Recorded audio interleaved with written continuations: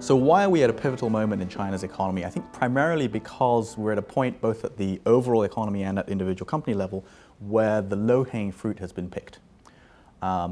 This is the theme that many of our clients talk to us about.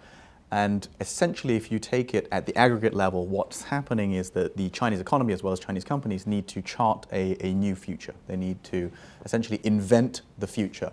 China clearly has succeeded using a combination of infrastructure and other industrial investment, and also export-based or at least export-oriented manufacturing that has gotten very, very competitive.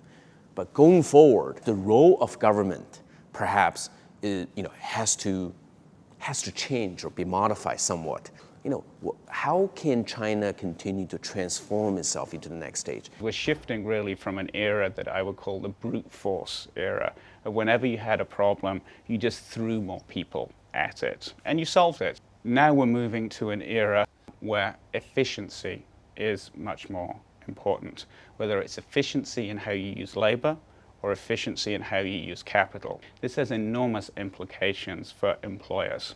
Urbanization, financial reform, human capital and capital productivity, agricultural productivity. I think the key theme across all of these areas is a fundamental reworking of the development model to date. The change is going to be more complex and it's going to require a more agile response than it has in the last 10 or 15 years. And the numbers to watch are around how productive China's economy is and how are they making that shift from traditional capital-intensive, heavy industry-oriented growth towards services, towards people, and towards income, towards consumption. And those are all the things that a modern economy is about.